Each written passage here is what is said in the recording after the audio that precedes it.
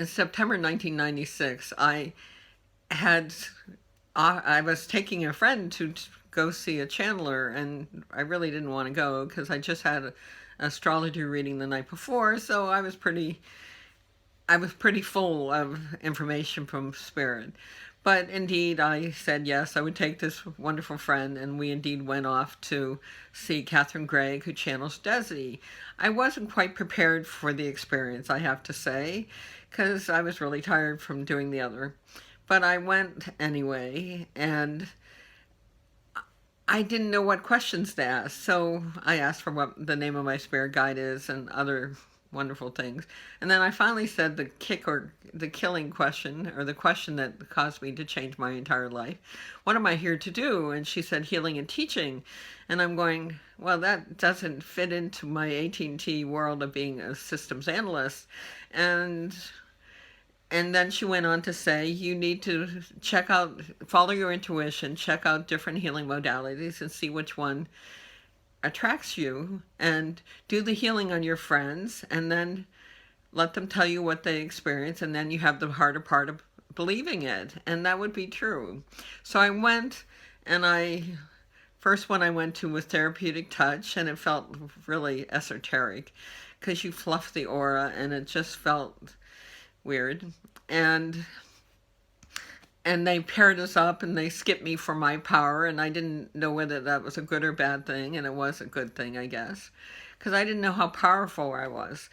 But I never really did it on anyone. And then I went and I was receiving a hashi shiatsu from a body worker at the suggestion of a spiritual therapist, I guess is what he was called. And so I had to have knee pads because my knees were horribly sore, and it involved crawling around on the floor. And that was not, I spent 5 days learning this modality and never used it on anyone. I've recently gotten a little more into biopressure, the pressure points, but still don't do it. And then I found a wonderful healer who does allergy elimination. She's an allergist, a traditional allergist, Dr. Liberata Manalagad, wonderful name, who goes by Dr. Libby. And I thought, okay, I went because a friend of mine insisted that I go to deal with all my allergies. And Dr. Libby does the Butroped allergy elimination treatment. So I went reluctantly. It was only 10 minutes from home, so it was not a big deal.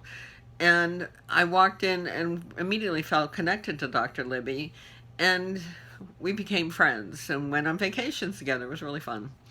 But she said, you need to get Lee Carroll, who channels Cryan's latest book. So I went to the New Age bookstore and bought book 7, which is Coming Home. I think Letters from Home, maybe. And I read it, and in chapter 7, which seems book 7, a spiritual number, in chapter 7, it was about EMF balancing technique. And I thought, well, this seems more systematic. It seems like it's something that I should be doing. And so I went to see Dr. Libby again, and I said, I really enjoyed the book, and thank you. And she looked at the book and went, that's not the one I wanted you to get. It was book 6 she wanted me to get.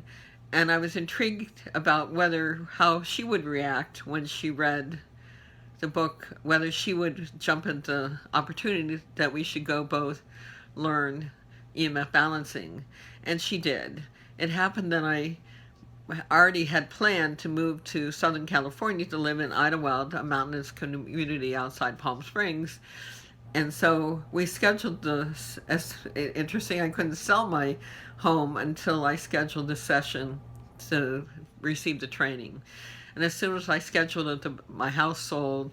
So I drove to Southern California, and then within a week or so, I flew back to New Hampshire to learn the modality.